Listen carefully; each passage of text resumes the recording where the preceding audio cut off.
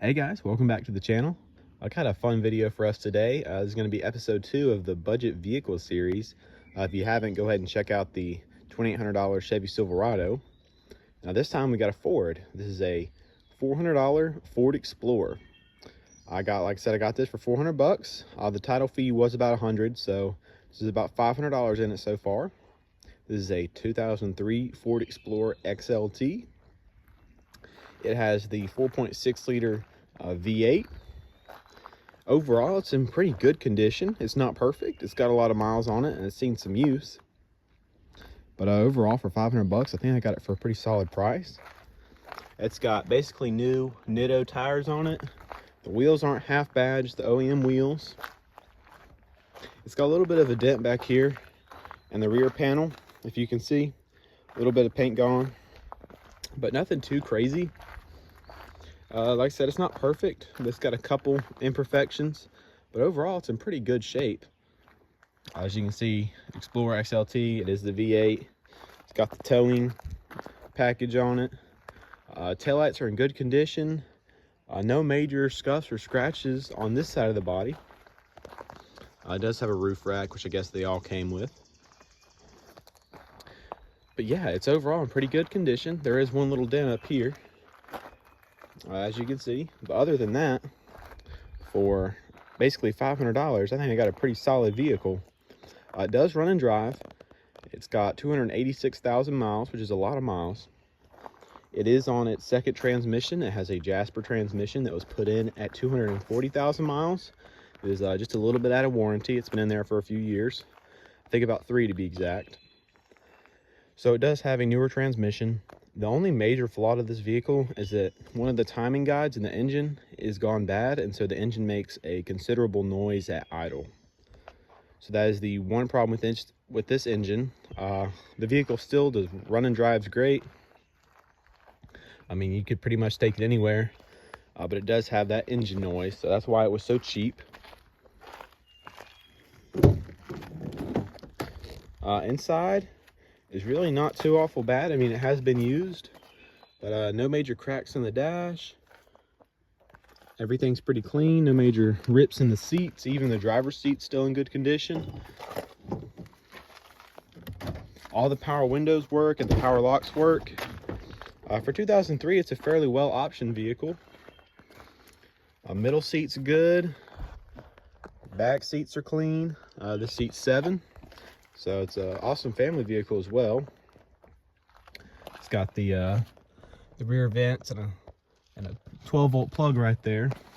For 2003, it's fairly well optioned. It's got the running boards as well.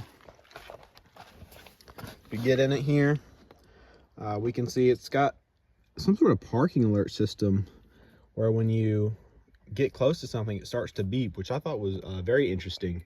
I didn't know they had that for these vehicles in 2003, but evidently they did. Another big plus to this vehicle, it is the 4-wheel drive version, so not a 2-wheel drive.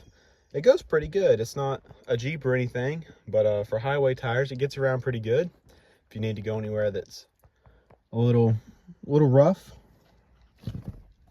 We got the old style gauge cluster here. It's pretty simple. It's got fuel gauge, hot and cold, high-low battery voltage, high-low oil pressure. It's got the RPMs, speedometer, and it's got the manual shift right there, so non-electronic light. Couple steering wheel controls, nothing too crazy. Like I said, it's moderately optioned. It's not a base model, but I'm sure you could get it higher. We've got some sunglass holders up top, couple little things over there. It's overall, like I said, it's got a few imperfections, couple tears in the headliner. Overall, it's in pretty good shape. We'll check the engine out. One of the mirrors, the passenger mirror, is a little broken. That is another flaw. But like I said, it does have some smaller stuff.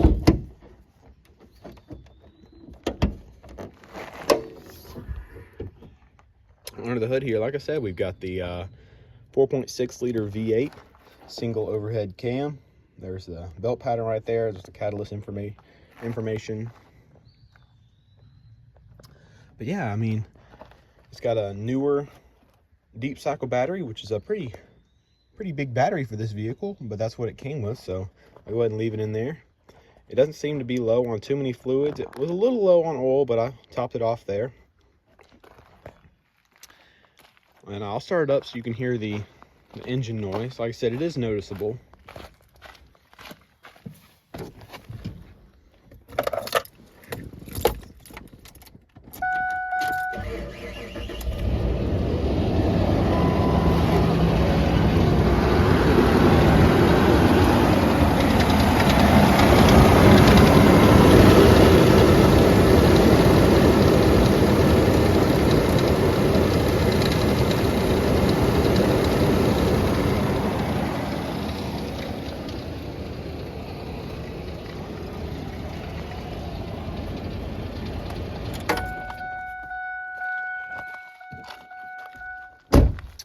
One thing I've noticed, I don't know if you could hear that or not, the engine noise, hopefully you could.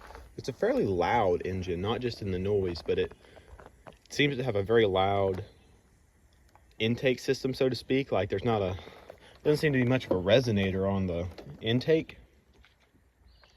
So that kind of makes me wonder if that's why it's a little bit louder. It almost sounds like it's like a vehicle with a cold air intake. It's got that kind of volume level. It's a little bit louder. But like I said, there is that noise. I don't know if you hear it or not with the iPhone microphone. But like I said, it does run and drive. It goes down the road. I mean, you could drive pretty much anywhere. It's just sometimes that problem can be questionable. All it takes is basically you might as well just redo the timing chain in there. But it's not going to be a cheap job, but you could use it like it is, kind of like I'm doing.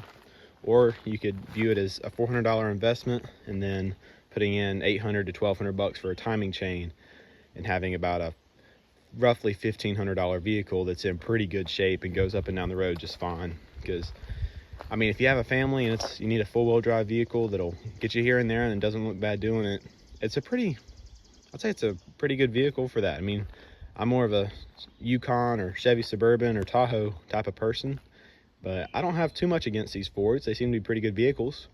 This one's got 286,000 miles on it, so I mean, it kind of speaks for itself that not all Fords end up in the junkyard after 100,000 miles. As you can tell, I'm not a huge Ford fan. But yeah, it gets the job done. Headlights really aren't all too bad. It's got the fog light package. Not all of them came with that, to my knowledge. It's got the tow hooks. But yeah, overall, pretty solid vehicle. If you have any questions or comments about it or anything I should do to it, please let me know. I've got another video coming up soon, hopefully, on the channel that I think y'all will really, really like. It's another addition to the budget vehicle series, and I think y'all really like it. I've gotten a lot of support from the Silverado, which I'm looking to make another video on. So I appreciate all y'all. If you would like this video, subscribe if you enjoyed. Like I said, please ask me any questions you have. Y'all have a blessed day.